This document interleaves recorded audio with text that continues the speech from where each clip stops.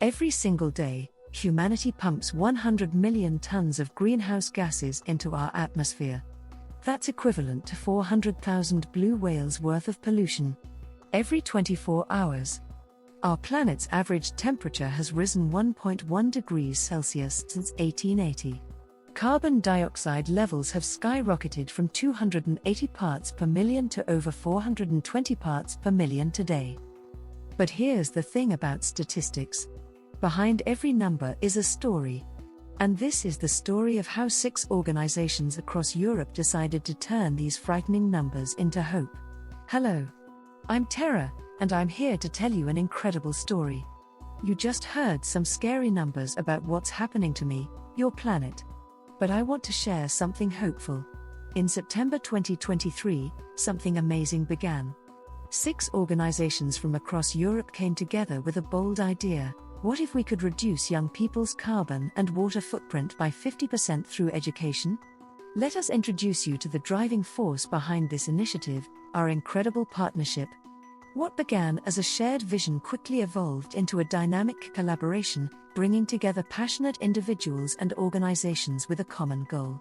Each partner brings unique strengths, diverse perspectives, and an unwavering commitment to making a meaningful impact. Together, we've created something far greater than the sum of its parts, and we're just getting started. Meet our incredible partnership. Austria, IEC, Centrum für Innovative Bildung. Turkey, Kargenc of Spor Kulübü. Romania, Asociatia Nevo Parudimos. Greece, Hellas for Us. Italy, L'Orma Società Sportiva. Serbia, Navissos. Our first LTTA adventure took us to the breathtaking commune of Bribu in Severin County, Romania, where Nevo Parudimos Association showed us the profound connections between climate stability, water resources, and forest ecosystems. From June 1st to 6th, 2024, 26 young participants, 2 expert trainers, and 1 support staff member from 6 countries gathered in this natural classroom. What struck me immediately was the gender balance, 15 female and 11 male participants, reflecting the growing leadership of young women in environmental movements. The Romanian team designed something brilliant, an intensive 4-day learning program led by environmental experts from WWF Romania, including Director Raluca Pitanel from WWF Rezita. These weren't just any educators, they were frontline conservation professionals working to protect some of Europe's last wild forests. The learning was immediately practical. Participants didn't just hear about water footprints, they calculated their own personal water consumption. They discovered that a single cotton t-shirt requires 2,700 liters of water to produce, and a hamburger needs 2,400 liters. Suddenly, every shopping decision became an environmental choice. But the most powerful moment came when they got their hands in the soil. Together, these young climate champions planted 30 new trees, each one a living promise to my future, a tangible commitment to forest restoration. They learned that my forests aren't just beautiful, they're my lungs, absorbing carbon dioxide and releasing oxygen. A single mature tree can absorb 48 pounds of CO2 per year. Those 30 trees they planted will eventually remove 1,440 pounds of carbon annually. The theoretical sessions were paired with field visits to protected natural areas, where participants experienced firsthand the delicate balance of forest ecosystems. They saw how water cycles through soil, plants, and atmosphere, and how forests regulate local climate patterns. What amazed me most was their immediate behavioral change. By the end of just 4 days, participants had reduced their personal water footprint by an average of 30%. They learned simple but powerful techniques: shorter showers, water-efficient appliances, conscious consumption choices. But the Romanian LTTA produced something even more valuable: the first volume of our eco-literacy guide, Climate, Water, and Forests. Romania set the standard for everything that followed. It showed us that climate education works best when it combines scientific knowledge with hands-on action, international collaboration with local impact. Our second incredible adventure took us to Sakarya, Turkey, where Kargenc Environmental and Sports Club revealed the invisible world of greenhouse gases and carbon footprints. This LTTA was particularly crucial for me because carbon emissions from gas consumption are one of the fastest growing threats to my climate stability. The Turkish team understood something vital: you can't change what you can't see, so they made the invisible visible. In the summer of 2024, participants from Romania, Italy, Serbia, Austria, Greece, and Turkey gathered to tackle one of the most complex environmental challenges of our time. What made this LTTA revolutionary was its focus on practical action. Participants didn't just learn about carbon footprints, they went out into the real world to measure, compare, and reduce them immediately. The learning began with a comprehensive seminar on the history of climate change, but quickly moved to hands-on carbon footprint awareness workshops.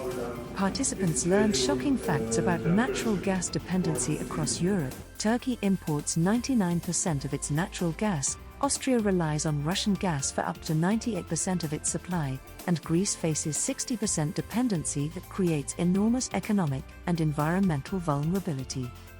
They discovered that choosing local products over imported ones, plant-based options over meat, and minimal packaging over excessive wrapping could reduce their personal carbon footprint by 35% in just 5 days. The Turkish experience produced Volume 2 of our Eco-Literacy Guide, Climate and Gas, a practical handbook that demystifies greenhouse gas emissions and provides concrete strategies for reducing personal energy-related carbon footprints. Every technique had been tested and proven effective by our international participants, making it a truly reliable resource for young people worldwide.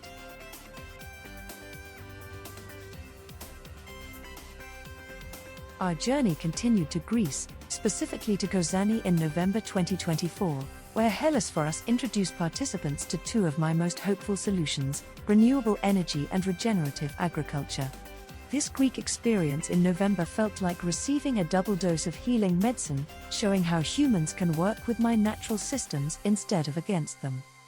Participants discovered the incredible potential of Mediterranean renewable energy. Greece receives over 300 sunny days per year, enough solar energy to power not just Greece, but much of Europe. Yet most of this incredible resource was being wasted. Our young environmental innovators set out to change that, learning to build and install mini solar panels while calculating the enormous potential for clean energy generation. The renewable energy workshops were transformative. Participants didn't just learn theory, constructed functioning solar installations with their own hands, measured actual energy output, and designed systems that could power homes, schools, and community centers. During our intensive workshop sessions, participants engaged in energizer activities and hands-on presentations of good practices from different countries. They learned about wind power, geothermal energy, and hydroelectric systems, understanding how diverse renewable sources could replace fossil fuel dependency entirely. But what excited me most were the eco-garden workshops that taught participants how agriculture could actually help fight climate change. By the end of their Greek adventure, participants had reduced their food-related carbon footprint by 40% and learned to generate their own clean energy. They proved that sustainable living isn't sacrifice, it's abundance created by working intelligently with natural systems, demonstrating how renewable energy and regenerative agriculture can heal both communities and the planet. Our final learning adventure brought us to the breathtaking mountain village of Romania, Italy, where Lorma SSD revealed the artistic magic of circular economy and waste transformation. This LTTA showed me something beautiful: that waste is simply resources in the wrong place, and creativity can transform environmental problems into environmental solutions. From April 7th to 12th, 2025, 31 participants gathered in this alpine village known for its natural heritage, with 20 female and 11 male participants representing the strong leadership of young women in environmental movements. What made this location perfect was its demonstration of how small communities can model sustainable living. Rural villages like Romania naturally practice circular economy principles even without formal recycling infrastructure. The participants learned shocking statistics that made my oceans weep. Every minute, one garbage truck worth of plastic enters my seas. That's 1,440 trucks per day, over 500,000 trucks per year. But instead of feeling overwhelmed, they channeled this knowledge into powerful creative action, proving that environmental education works best when it empowers rather than paralyzes. The From Waste to Art workshops were absolutely revolutionary. Participants became artists and inventors, transforming materials destined for landfills into beautiful sculptures, functional furniture, and inspiring installations. I watched plastic bottles become hanging gardens, old newspapers transform into elegant sculptures, and discarded electronics evolve into kinetic art pieces. Every creation was a victory against pollution and a demonstration that creativity can solve environmental challenges. But the learning went far beyond art. Participants discovered the principles of circular economy, designing out waste, keeping materials in use, and regenerating natural systems. They learned this isn't just recycling, it's completely rethinking how human societies can function sustainably. They conducted life cycle analyses of everyday products, tracing items from resource extraction through manufacturing, use, and disposal, learning to ask what is the true environmental cost of this product. By the end of their Italian experience, participants had reduced their waste generation by 60% and learned to see every discarded item as a potential resource. They proved that environmental action doesn't require sacrifice, it requires creativity, collaboration, and a fundamental shift in perspective from scarcity to abundance. The Italian experience completed our eco-literacy guide demonstrating how creative reuse, circular economy principles, and artistic thinking can dramatically reduce environmental impact while creating beauty, value, and community connections. Let's go! Woo!